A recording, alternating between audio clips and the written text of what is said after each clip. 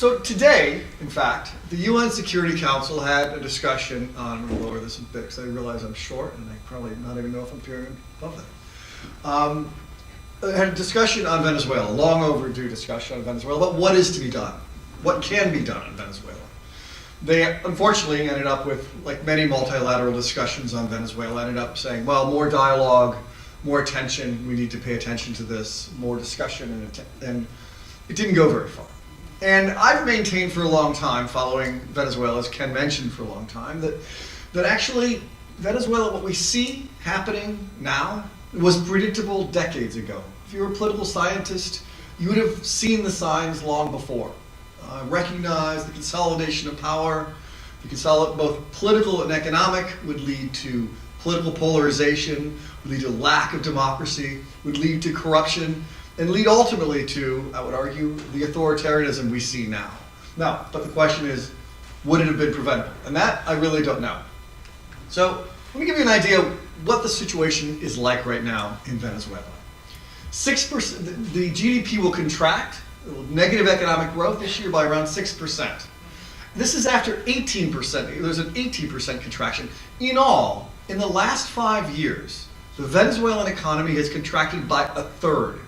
Imagine that. Compare that to the Great Depression in the United States, was significantly less. In 5 years only, 1/3 of the economy is contracted. Inflation is expected to reach 2,000% this year, except that we don't know because the Venezuelan government stopped publishing its inflation numbers. This is only estimated. There's $6 billion of outstanding debt, $60 billion of outstanding debt, which just today, as the UN Security Council was talking about what to do about Venezuela, the Venezuelan government and two officials, the vice president and the economy minister, both of whom are on Treasury Department's sanctions list, the vice president for trafficking in drugs and the economy minister for engaging in corruption, were negotiating with bondholders to try to restructure their debt. It looks inevitable that Venezuela will probably default on its $60 billion of debt because, in part, the central bank only has reserves of $10 billion right now. And Ken will appreciate this. Those reserves are mostly gold. For some harebrained reason, the previous president, Hugo Chavez, converted their dollars and euros into gold because they didn't want to be beholden to the capitalist, imperialist dollar anymore. So when they actually have to pay their loans, pay their debts back, they have to go to the gold markets, exchange it, get dollars, and then pay their debts. But in addition, and this is the most troubling thing about Venezuela, there may actually be another $80 million worth of debt that is owed to China and to Russia. But we don't know, nor do we know all of the details of what that debt entails. It looks increasingly likely that China probably lent this money to Venezuela, but mortgaged future Venezuelan oil shipments, and so it will get any government that inherits this debt will have to pay China below market rate oil that it could otherwise export at market rates to pay off the debt. The exchange rate, 3,000 bolivars to the dollar officially right now. I mean, unofficially, but that's, and of course, according to the IMF, unemployment, given the levels of economic contraction, could reach 25% this year. What are the current social conditions? Caracas is the murder capital of the world. Picture this. That's greater than Syria. It's greater than Baghdad. It's greater than, it is the murder capital of the world. There are major food and basic goods shortages. 11.4% of the children under 5 are suffering from moderate or severe acute malnutrition. If you look at that level in terms of at risk of malnutrition or even mild malnutrition, that increases to 45% of the children under 5 are at risk or experiencing some form of malnutrition. Over 8 in 10 households, according to a study done by Caritas, are eating less than they were before. And according to rumors that Venezuelans have experienced massive weight loss because of the lack of food. There are also major medical shortages. You can see maternal deaths increased by 76% from 2015 to 2016, and a 30% rise in infant mortality, and malaria has increased, as well as dengue.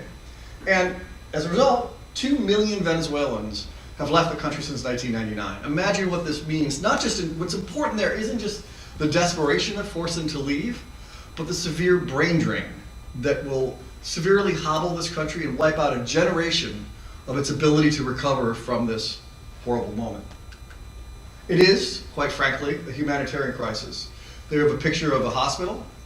Nice place, right? I have a picture of a home with starving children and the typical shopping mall, the grocery store in Venezuela. Current political conditions. Currently there are more than 300 political prisoners.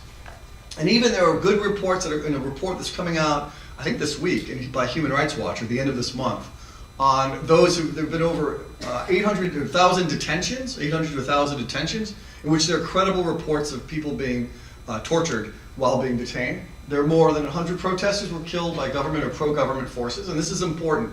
It's not just the military or the police or the National Guard that is killing protesters or opposition figures in Venezuela. There is also an armed private militia that is doing this. Individuals on motorcycles are driving by and just shooting randomly into a crowd. That will be the difficult thing to contain, even after transition, is how they flooded the society with guns. It's kind of like Texas, actually, I think. And they have, these are deeply allied with the current government. Multiple dialogue efforts have broken down. Oh, let me say, they had earlier in October, they had a Constituent Assembly election to rewrite the Constitution, even though the Constitution is already just 17 years old.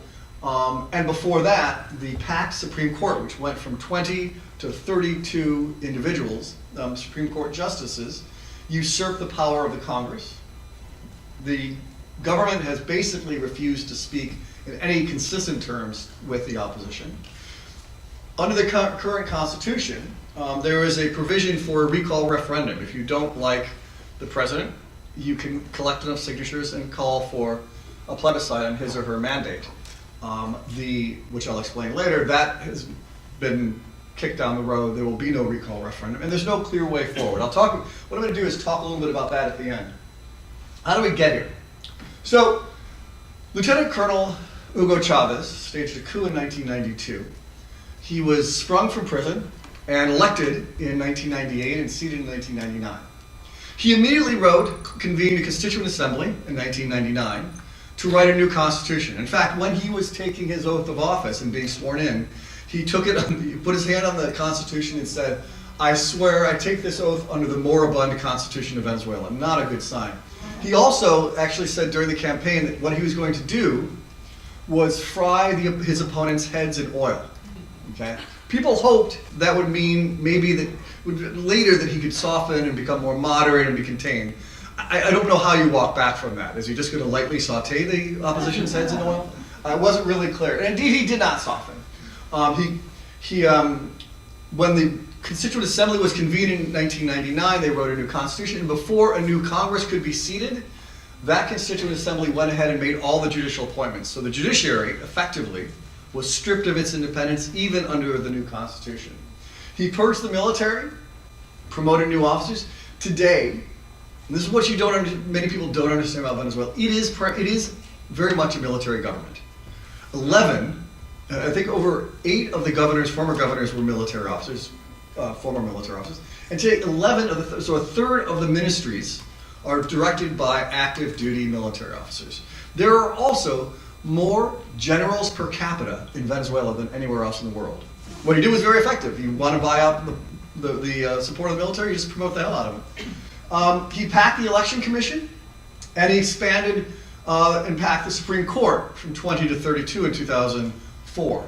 And I actually supposed to say curtail, not curtain. I don't even know what that would mean. Curtailed independent media. Again, the point being is all of this was predictable. As I wrote in an op-ed in The Guardian, at what point did democracy die in Venezuela? At what point did we see that this was going to happen? Was it when he arbitrarily convened the Constituent Assembly to write a new constitution? Was it when he packed the judiciary through the Constituent Assembly? Was it the promotion of military officers or the shuttering of independent media, such as 2 radio stations, multiple newspapers? Or was it when he packed the Supreme Court and the Election Commission, thereby ensuring that there will not be free and fair elections in Venezuela? This was a slow drip process, but it was clear where it was going. So why did this happen? And of course, because what's important isn't just his political project. The political project would have failed within a few years had he not had the incredible good fortune of rising commodity, and in particular oil prices. Venezuela today depends on 95% of its exports are based on oil. It is entirely a petrostate. So as you can see, basically we're 2000, which is 2 years after he was elected, 1 year after he was seated, oil, well, in this case, is plain commodity prices, and this goes generally. We're bumping along at about 60. But then, in particular, look at oil here. When he was elected and seated, oil was at $18 a barrel, okay? And effectively, what happened, he had, with the demand from China, he also tightened up OPEC. Venezuela is one of the founding members of OPEC, and shortly after he reaching office, Hugo Chavez reconvened OPEC and tightened markets. And sure enough, you see some bumps. By 2007, of course, oil was almost, well, this is Venezuelan crude, it was close to $120 a barrel. It increased by $100 a barrel, and at the time, Venezuela was producing 3 million barrels of oil a day. It's a lot of money at 120. So consequently, they had a huge windfall that allowed him to engage in all sorts of patronage, for lack of a better term, of free food, subsidized markets, education, subsidized healthcare, even sort of, and much of this had to be done to begin with, providing healthcare clinics in many of the shanty towns and the favelas that around the cities. But it obviously made him wildly popular. The problem is, as you can see, and we'll talk about this later in terms of what it means in terms of economic growth, is that by 2006, oil prices had tanked. And unfortunately, two things happened. One is, in these heady days, the government broke the central bank and basically raided the central bank for all of its currency, and broke the independent, because the state oil company, PDVSA, used to be semi-independent. It used to be able to keep its own profits and reinvest them in exploration and technological development. They broke that bank and raided all that money and started to use it for their own political purposes. In addition, during the times when oil was around 120 barrels a day, they created something called Petrocaribe, Petroleum Caribe, that was basically a subsidized or even free oil program in which they gave oil to allies in Bolivia, Cuba. Cuba used to get, it's getting a lot less now, 100,000 barrels of oil a day, half of which it would use, the other half it would sell on the international market. Nicaragua, St. Kitts and Nevis, mostly the small Caribbean states, and that's important for a reason I'll explain in a second. So, as you can see, economic growth during these windfall years was also quite high. There's a brief, this is also I'm including Brazil in here because I drew these from another talk I gave a few weeks ago in Dallas. But you can see the gray is Venezuela. You can see the boom in economic growth, which made it one of the fastest growing economies in Latin America, provided lots of money for giveaway programs. But then you start to see it beginning to bottom out, or level off at least. And as I say, it was an incredibly heady time for Venezuela. They created a whole raft of what they call missions, social programs that spent that money. At the same time, they also created an alliance called the Bolivarian Alliance of the Peoples of the Americas, better known as ELBA. He forged alliances with Ahmadinejad, then president of Iran, with Russia and Putin. He created, as I mentioned, the 17-member Petrocaribe network in which they received subsidized oil. He created Telesur, which is intended to be sort of a leftist ideological CNN in Espanol, but basically became a propaganda arm. He claimed he was going to create this Banco del Sur, which would be an alternative to the World Bank that would provide more ideologically driven loans to its allies. They bolstered Cuba's failing regime with basically Cuba, it looked like the Castro regime was going to be on its last legs. But along comes Hugo Chavez and starts to give them 100,000 barrels per day of oil, supported the Colombia FARC guerrilla group, and declared a new era in South-South relations. Oh, that should be, and then it went off the rails. And you can see that's what I mean. Oil prices collapsed. The windfall basically vanished, and it was poorly spent. Where countries like Chile, for example, or Colombia created offshore sovereign accounts that couldn't be touched, that were sort of there to be used in times of crisis. Venezuela didn't spend the money as quickly as it received it. It also didn't invest in exploration upgrades in oil production. So, as I mentioned, when Hugo Chavez was sworn in, production was about 3 million barrels of oil a day. Now it's probably around 2 million barrels. So not only is the price slumped from $120 to about 50 now, they're producing 1 million barrels a day, fewer than they were before.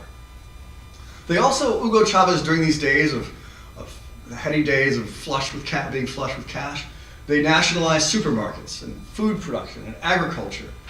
They nationalized the telephone company, which also provides the internet, which provides an access point for spying on citizens. They created this bizarrely complicated multi-tiered exchange rate in which there's an official rate and then there's a lower rate if you're importing food or medicine. The problem is that people would get the better exchange rate and then never really import the food or medicine and hoard it. So it led to a whole almost bicycle wheel of corruption, of arbitrage on the exchange market. There was corruption, as I mentioned, and then of course the economic contraction. Because what happened was they bet on commodities. As I mentioned, 95% of their exports depend on oil. And now you can see the effects on economic growth. 2014, it started at negative. 2015, 2016, about 18% contraction. So the average of those years was negative 2.6. And then, of course, as I mentioned, in 2017, projected to collapse by around 6%. The problem also is no one knows. The former president of Colombia, the country, not the university, said once in a conversation with me, he says, the problem with Venezuela isn't that it's left or socialist or Bolivarian. It's a problem of profound incompetence. And it's true. It is. You saw the numbers that I mentioned, inflation about 2,000%, contraction above a third of the economy. There is not, given those numbers, you would think there'd be some technocrats in office. No. There is not one economist in the entire cabinet. The vice president, the economy minister is a geographer, and the vice president is a student organizer. These are the guys who are negotiating the debt, okay? Trying to restructure the debt. But it had a lasting impact. Even if somehow this miraculously were to be solved today, if there were a democratic transition in Venezuela and it was somehow miraculously put on a path to greater growth and better, the problem is that, first of all, China and Russia's influence remains strong. Rosneft, the Russian oil company, has basically floated Venezuela's debt for the last couple of years. It now owns a number of contracts or leases for exploration throughout Venezuela that probably will remain well after the current president, Nicolas Maduro, steps down or however he leaves. As I mentioned, China owns about $75 billion worth of debt that Venezuela obviously owes China. There's a strong bloc of countries that are obstructing regional norms. In the inter-American system, the hemisphere has sort of a small minor league United Nations, and it's called the Organization of American States. In 1991, then again in 2001, the Organization of American States committed all 32 members to defending democracy in very, very specific ways in what was called the Inter-American Democratic Charter. And in that, the Organization of American States committed its members, and all of them signed it, to when there was an interruption in the democratic process, or when the checks and balances of democratic practice were collapsed or crushed or not respected, the Organization of American States would convene, agree to kick out that member country, and then could voluntarily impose sanctions. The problem is that's never actually been done. Because the Chavez government, and now the government under Nicolas Maduro, who was elected in 2013 after Hugo Chavez died of cancer, basically has been so weakened, so corrupted by this patronage of buying out the Caribbean allies, that even in May of this year, when the OAS agreed to meet to discuss whether the convening of the Constituent Assembly, unconstitutional Constituent Assembly, the jailing of over 100 political opposition leaders, over 300, the detention of 100 political opposition leaders, if that constituted a violation of democracy, they could only get was it, 20 of the 34 member countries to agree that that constituted a violation of democracy. In other words, that democratic consensus that existed in 1991 and 2001 had evaporated. He had basically this government had bought its way out of any international accountability. And when they threatened to raise this issue before the Organization of American States of Venezuela's democratic violation, Venezuela did something that shouldn't have shocked us, but unfortunately didn't provoke much of a reaction. They just said, you know what, we no longer belong. We're out of here. We're done. Only 2 years earlier, when the Inter-American Commission of Human Rights, a human rights body in the hemisphere that comprises about a dozen jurists who make recommendations and monitor human rights conditions, when they criticized the Venezuelan government for closing down an independent media station, Venezuela said, you know what, we're out of here. We no longer belong here. In other words, this government is not only violating and crushing institutions within its own country, it's violating them and crushing them regionally, which will have a very damning impact. And this is what my point, is that the region until recently, for reasons that sometimes even defy explanation, has been largely passive on what is the total collapse of Venezuela. This is completely unprecedented. We're not looking at the sort of past authoritarian governments of, say, Argentina or Chile under Pinochet. This has been the systematic disarticulation of a state, the complete corruption of an economy, and the destruction of a society and its social bonds that has become so deeply polarized. I don't mean to be negative. I can talk about other countries that I'm far more positive about. I simply don't see how Venezuela turns the corner in any time soon. And I'll talk about that in the next. And US leadership here has gone back and forth and hasn't always been, under any administration, been all that compelling. 40 individuals in the government have been sanctioned by the Treasury Department for narcotics trafficking, for violations of human rights, or for corruption. That includes the vice president, it includes the president, it includes all members of the Supreme Court, it includes a number of ministers. All of them have been tied basically to various forms of corruption, crackdown, and dissidence, which means they can't travel to the United States, they can't, visas have been yanked, and any assets they held in the United States have been frozen. In addition, the the Trump administration recently imposed sanctions on the government that make it illegal for any U.S. bank to issue new debt to Venezuela. So this whole exercise of trying to restructure the $60 billion in debt that I mentioned earlier that's owned either by the government or various government corporations, U.S. banks can't go near it. There'll be violation of U.S. law if they actually try to refinance this debt, which is why I'll argue I think Venezuela is about to probably default. That said, the U.S. also hasn't been particularly consistent on Venezuela. At the OAS General Assembly in June, Tillerson didn't go. When there are hearings, if I mentioned the Inter-American System on Human Rights, Inter-American Court, when the U.S. was itself called before the Commission for questions on human rights, the U.S. either refused to attend or insulted the Commission. This is under the Trump administration. In the region right now, we have 17 U.S. ambassadorships that are unfilled. Okay.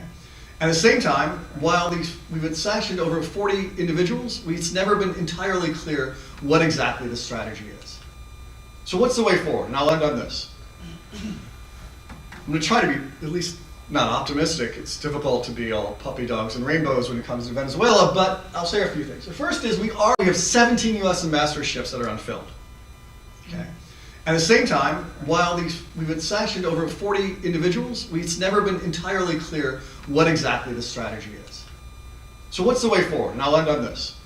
I'm going to try to be at least not optimistic. It's difficult to be all puppy dogs and rainbows when it comes to Venezuela, but I'll say a few things. The first is we are beginning to see some regional resolve. As I mentioned, there was a vote at the OAS General Assembly on what to do about Venezuela, and you at least got 20 countries to support it. It wasn't sufficient. You needed 2/3, which would have been 23. But at least some countries started to take a lead. There's also formed the Grupo de Lima. For those of you who don't speak Spanish, that's Group of Lima. Just a joke. Which is a collection of South American countries convened by the president of Peru, Pedro Pablo Kuczynski, to begin to take a more active role. And they, among other things, have said that they will not accept anything that this unconstitutional constituent assembly that's rewriting a new constitution, how we don't know, what it produces. But of course, as I mentioned, you still have the Petro-Caribe folks. The EU just yesterday announced that it was going to prohibit arms sales to Venezuela, and it's going to start also engaging in targeted sanctions. Canada has done the same. Great Britain has said they're considering the same. So a collection of countries are beginning to step up. The truth is what we also need is a multilateral collective plan for rebuilding Venezuela. As I mentioned, the level of institutional, financial, economic, social destruction is immeasurable. And the region needs to step up and start to think about what comes next. Mediation talks have failed. Various efforts convened first by a group of friendly countries and then later by the Vatican have failed to produce any sort of meaningful compromise by the government. I can talk about why that would be. And they need teeth. There needs to be a threat of sanctions, or either, better yet, the threat of sticks and the reward of carrots to move it along. The opposition, we talk about this, is they had regional elections 2 weeks ago, clearly stolen by the government. And the opposition, as a result, is deeply divided. There's no timetable for future elections. They have not said, as I mentioned, they canceled any future hope of a recall referendum. No one knows when the next presidential elections, which are supposed to be held next year. They haven't set a date for those at all. We don't know. Here's the thing. There is a risk right now. And this is, to take a dark story and make it even darker, is that if this government defaults on its debt, they said they had the discussions today and nothing happened. If this government defaults, it could very likely turn it to its advantage. Right now, the current president, Nicolás Maduro's approval rating is around 20%, which is surprisingly high given, if you can imagine, all the disaster. I know a couple presidents who would kill for that level of approval rating. But what he can do is spin a default, because Venezuela never has ever defaulted on its debts in the 19th and 20th century, 20th and 21st century, and use that money to pay for food and medicine.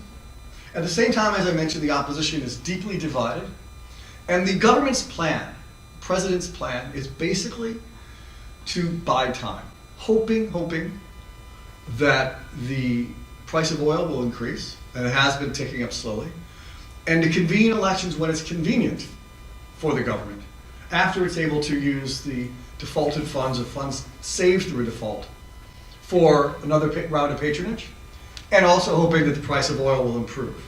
I'll end on this, though. Recently at a conference, the CEO of British Petroleum was asked what he worries about most. And he said, what he worries about most when it comes to oil markets isn't the turmoil in the Middle East, the conflicts in the Middle East, it's in Venezuela. And what is happening in Venezuela goes beyond, its impacts, its ripple effects will go on far beyond just the flood of immigration, a potential spike in oil prices. We're looking at a country that has, if you look at maps from the Drug Enforcement Agency, has become a major flyover hub for narcotics traffickers, in which narcotics traffickers, including the military, deeply embedded in government. And you're looking at the risk of massive migration.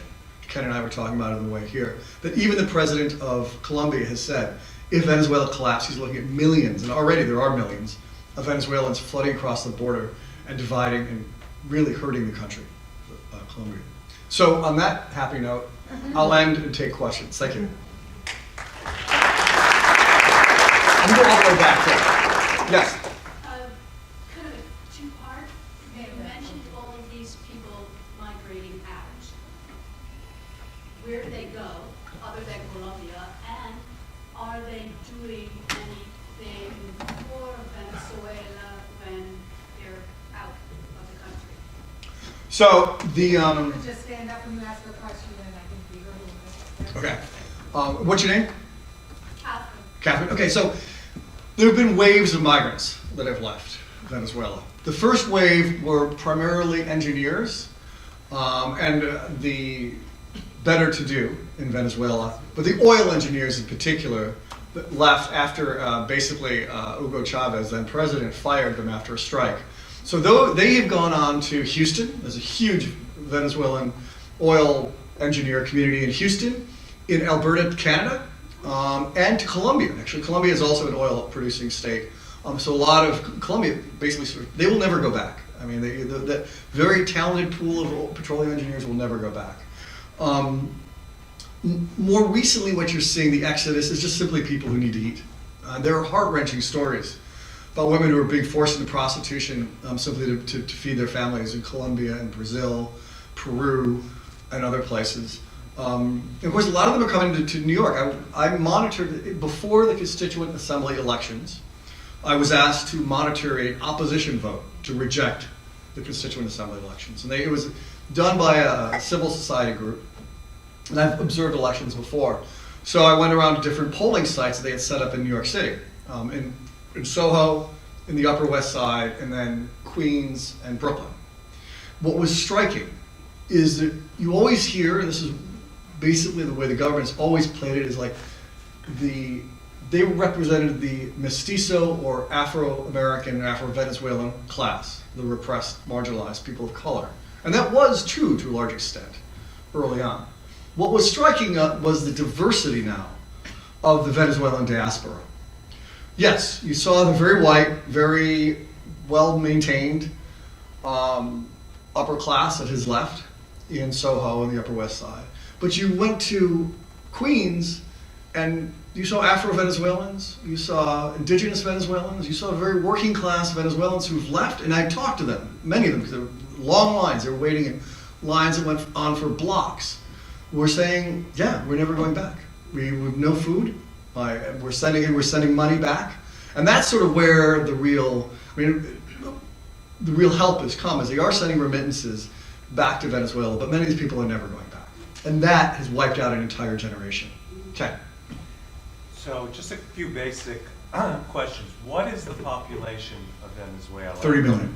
How much? 30 million. 30 million, and they've lost about, you would say about 6 or 7% of that population? Yeah. So, if you were talking about brain drain, okay, that's been very severe, what hope is there for this to ever have a chance of changing again? I mean, where does this go?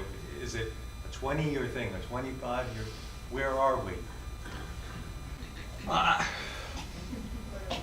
I wish I had an answer. I cannot imagine it. The closest I can come, and it's not a happy story, is Haiti.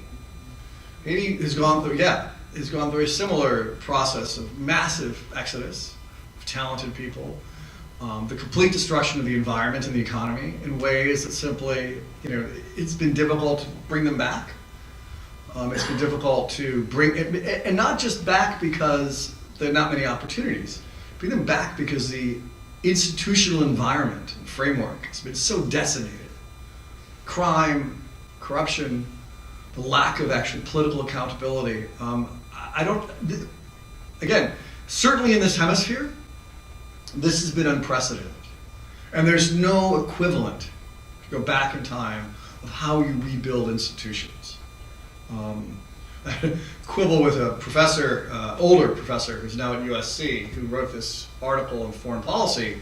It's like, well, when we looked at the transition in the 1980s, you have to make sure there's some defections of moderates from the regime. I'm like, no, this is in the 80s. Those were authoritarian governments. This is completely different. This is a completely different animal. It is completely, you were looking at a failed state.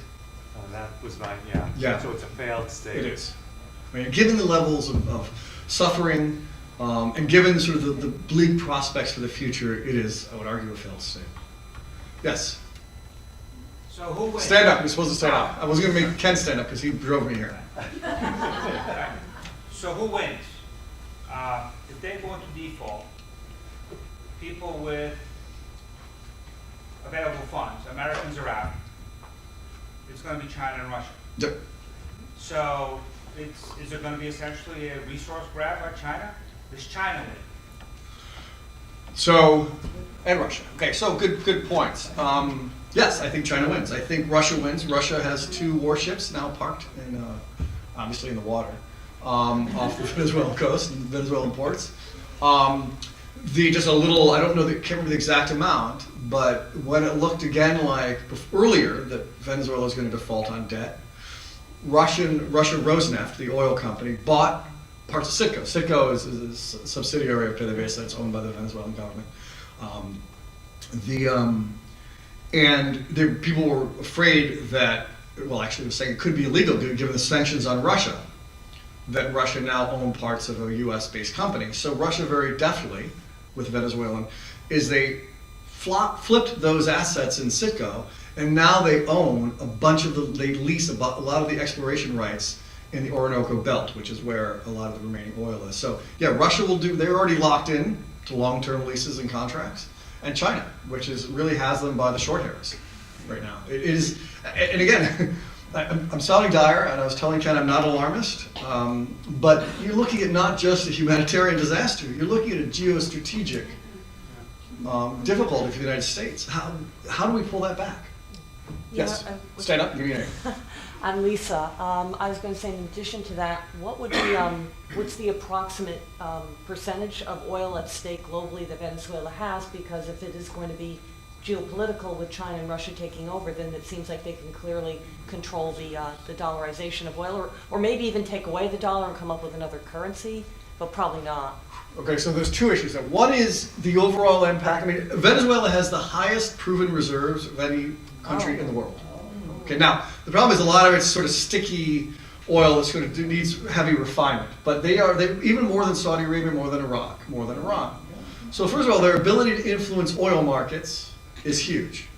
And second, as we've seen, other OPEC members, when they realize there's a crisis somewhere, will reduce production to increase prices. So even if because it's not a market, the oil it's an oligopoly, it's a monopoly that these oil producers have.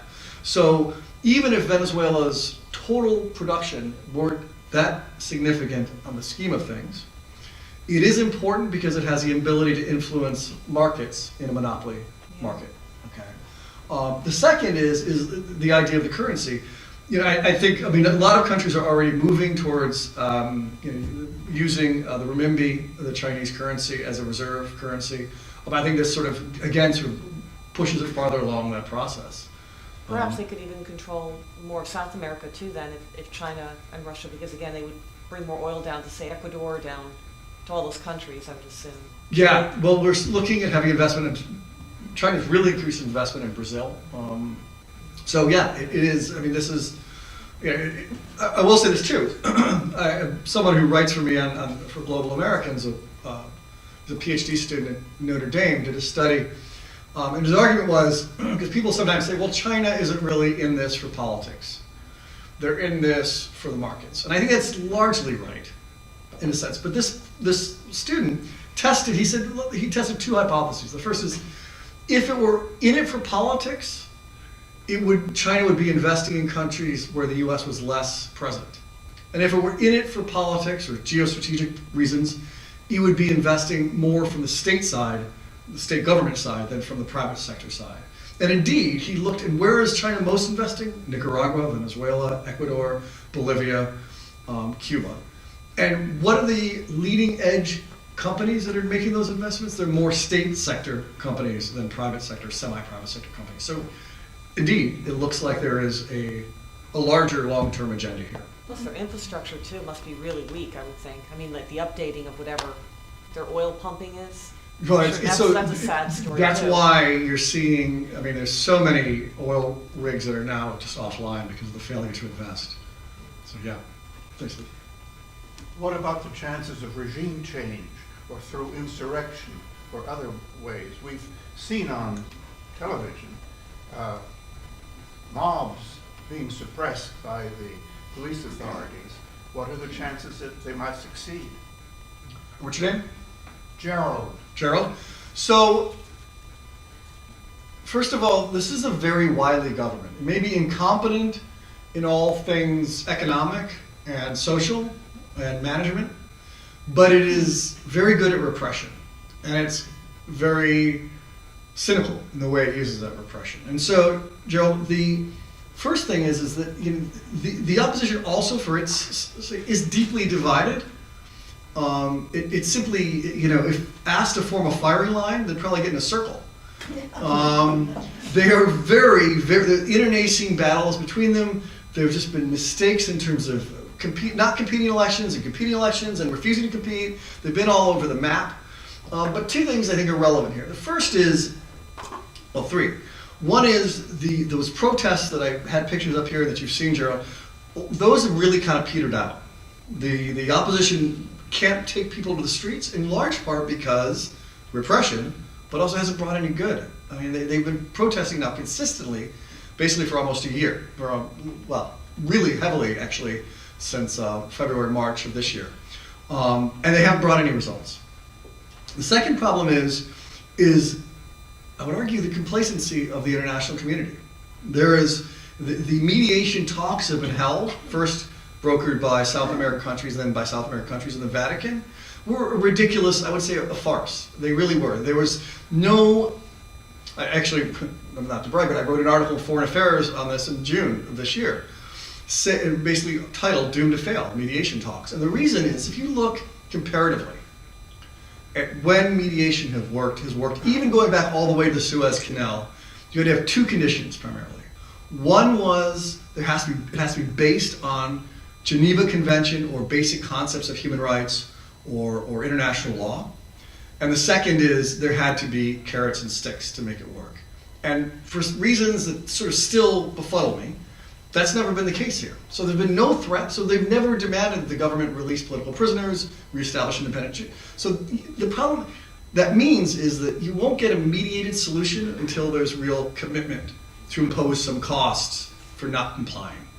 But it also means is that, again, this government can kick the can down the road as long as it wants. I'll engage in mediation, I'll do whatever, and it's simply, the international community doesn't have the will to be able to sort of force a deeper, more meaningful compromise for this government. And so the regime change, and as I mentioned, there are no elections on the horizon. There's an election commission, which is completely bought and paid for by the government. The Supreme Court, which is deeply in the pocket of the government. So even if you get to an election, who's going to monitor it? How are you going to ensure? And this is vote buying, threats, vote stealing, it looks like as recently as the Constituent Assembly, has become rife.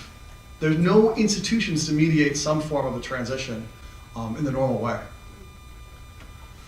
I'm really a much sunnier person outside of Venezuela, I swear. Yes, go ahead. Our national self-interest, going back to the Monroe Doctrine, as far as Latin America is concerned, there's no reason to believe that still doesn't exist.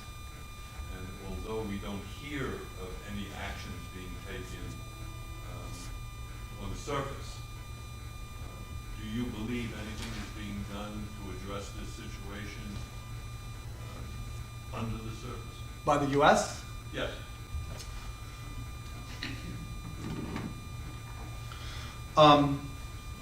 No, I don't actually. I think it is, the truth is because of the divisiveness of the opposition, because of the, I would say some of the moral doubts we have about some members of the opposition, is that there are no guys in white hats right now in Venezuela. There's no sort of clear Aung San Suu Kyi, which is obviously now a dirty name because of the Rohingya crisis, but there's no sort of clear opposition that could be worked with or sort of promoted or supported, that the CIA, for example, could be trying to engage in some sort of coup. The effort that's been incurred, so this is the point. But has been a very subtle effort by the U.S. government to try to force a rupture in the government. Okay, and those sanctions that I mentioned, those 40 individuals that have been sanctioned, there's some that have clearly not been sanctioned. Diosdado Cabello, was the head of the National Assembly, no longer is. He's now in the Constituent Assembly. He's not been sanctioned, even though it's well known that he's in bed with narcotics traffickers.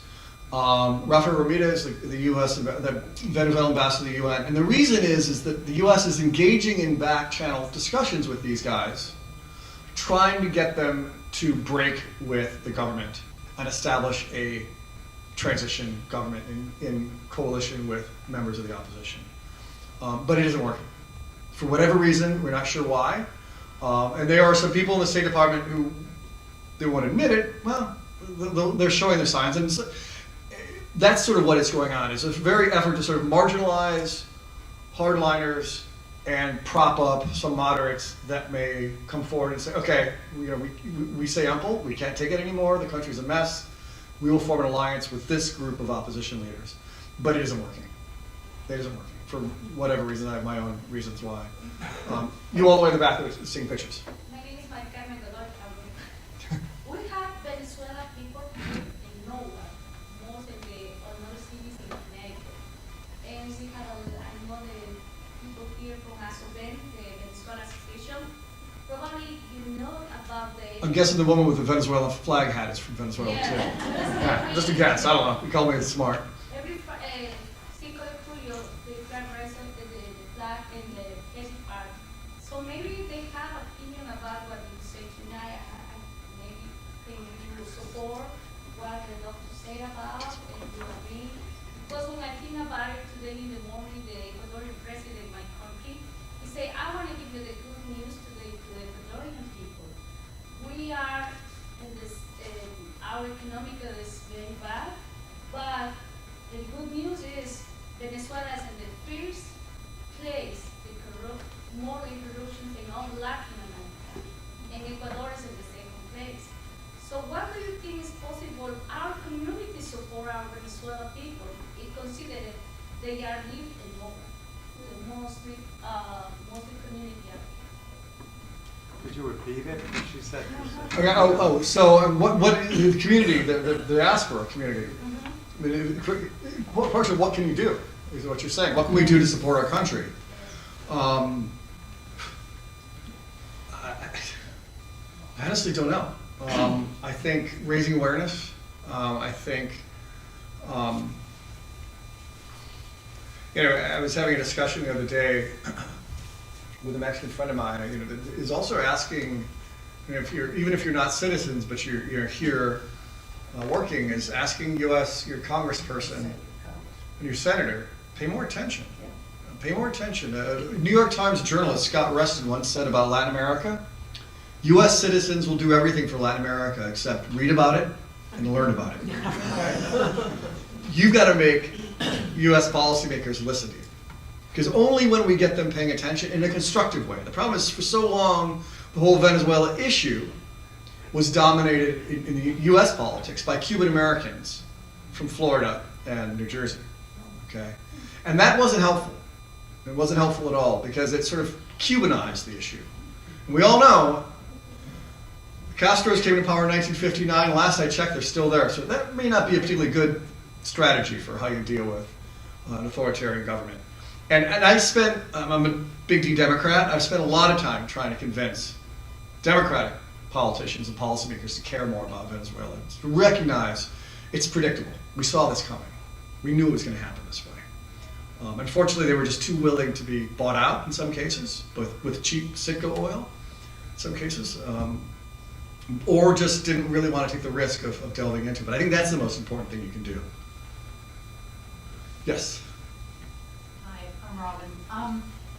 Ecuador was mentioned, and I'm just wondering, is this like a domino thing? Ecuador is good supporter and is good buddy, right, of Venezuela, and I know we have friends, lifelong friends who live there, and they just see lots and lots and lots of the same things that have gone on in Venezuela happening now in Ecuador. Do you see this happening down the road to Ecuador? Ecuador, it's not it's not going to be a walk in the cake for Ecuador. Its judicial system has been vitiated, and part of its media has been intimidated. It's deeply corrupt, but there are signs of light. For one, even the former president Rafael Correa has said that basically Maduro needs to convene elections and get out. So there's even been a sort of a level of pragmatism from Rafael Correa that you wouldn't have expected. Second, the current president, Lenin Moreno, by all accounts, seems to be more moderate He did cut ties with the vice president who was accused of corruption through the Brazilian infrastructure company.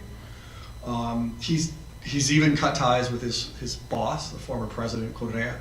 So you have two things going on here. You have a more moderate, or at least pragmatic president who's taking, but before that, you also had a change of power. Correa is not there anymore. Chavez never left power, and then only until he died. Even then, actually, we think he may have been dead for a few days before he actually officially left power, was stepped down. So I think it's too early to say Ecuador is a positive example, but it's on a different path right now that I think is positive. Right, so I'm going to go back over here. You had your hand up. I don't see why the population doesn't revolt and throw the government out, maybe the military, because I understand the borders are closed, they won't let people go out to get food, and you gave us some statistics. People are in terrible shape, and I can't understand why they don't revolt. And I can't imagine that they're not going to default on their debt. I don't know how they rebuild the country unless, as you say, the Chinese or the Russians come in, because their technology is really crashing in terms of oil, and things have changed. You really need some engineers to keep the industry going. So they look like they're headed over a cliff, and I don't know how they avoid it. So first, I didn't say they close off people leaving for food. In fact, there is a massive back and forth economy. Gasoline is subsidized in Venezuela. It's cheaper to buy a gallon of gas in Venezuela than it is to buy a liter of water. So a lot of people are just taking these gasoline containers across the border to Colombia, selling, instead of 13 cents a gallon, selling it for its market price or close to, then buying food and then taking it back to Venezuela and then selling the food there. They're doing some pretty good. So some people are surviving, if not thriving. And there are plenty of bankers who've done well by this complicated exchange rate. Now, why don't people revolt? I think they've lost hope. They've lost hope. I think you had a moment when it looked like there was going to be a power grab. There was a power grab by the Supreme Court, which basically overwrote and took over the powers of the National Assembly, which is controlled by the opposition, or the opposition had a majority. People took to the streets, and for days and days they had protests. Millions of people filling the streets in major cities, in Caracas in particular, but they were met with tear gas, rubber bullets, shootings by these private militias. There are horrible stories and horrible pictures of people bludgeoned by these efforts, and nothing happened. Nothing happened. The international community didn't really speak out in their favor. The government didn't buckle. And now, with these regional elections that I mentioned, were held just, 3 weeks ago, they clearly look like they were stolen, and people have lost faith in their leadership in the opposition. And clearly they were duped by the government, and in part ignored by the international community. So I think there's just a sense of desperation, of morale being beaten down. And when food is so scarce, when you literally have to dig through garbage piles to get your daily, or something close to your daily caloric intake, you don't really have a lot of time to protest. I guess need, morale, lack of confidence even in the system can have a very stultifying effect on what would be, you would expect to be rational behavior and outcome. We go. I have read a few blogs. So stand up. What's your name? My name is Igor. Igor? Yes. Okay. Oh, I'm sorry, what was your name, sir? Wayne. Wayne, okay. I've read a few blogs about Venezuela that I think the sense that the Venezuelans felt that the crisis they are going through is because the President Maduro, they are not blaming President Chavez. Because, as you say, there is a coincidence with the high oil prices, and they are blaming Maduro, not the system. And what you can comment about that? Yeah, no, it's a good point. Two things have happened. The first is just sort of the nature of the process, the arc of the Bolivarian Revolution, which is what Hugo Chavez termed it, was he had the good fortune of dying in 2013, before the price of oil really hit rock bottom, and before the consequences of his foolhardy economic exercises, such as nationalization or subsidized, ever really became evident. So he's still revered among Chavistas. They really, he's also very charismatic. I've met him. He's very, very charismatic, and was. And his successor, Nicolás Maduro, very much lacks charisma. He's somewhat buffoonish. He's got a nice mustache. But he is, and he had the poor fortune of coming to power as oil tanked and as sort of the chickens came home to roost of their bad economic policies. But what also is an interesting thing that's going on is among the government. This is why it was asked earlier, why is the U.S. government doing something clandestine to help promote this? One of the things is you're beginning to see Chavistas of the government begin to walk back and say, well, the project was good. It's just this guy, Nicolás Maduro, is a buffoon. And I can even say there's, I'm meeting with a very senior Chavez government official in a private discussion, and that was his line. He's like, we never had the corruption that we have now under Maduro. We're under good leadership under Maduro. We never had the economic problems. So clearly some people are already trying to step away and save the revolution. But the truth is again, structurally, this was doomed from the beginning. You don't concentrate power. So, ultimately, absolute power tends to corrupt absolutely. He accumulated absolute economic and political powers. It was inevitable. Unfortunately, I think Hugo Chavez will remain an icon for many in Latin America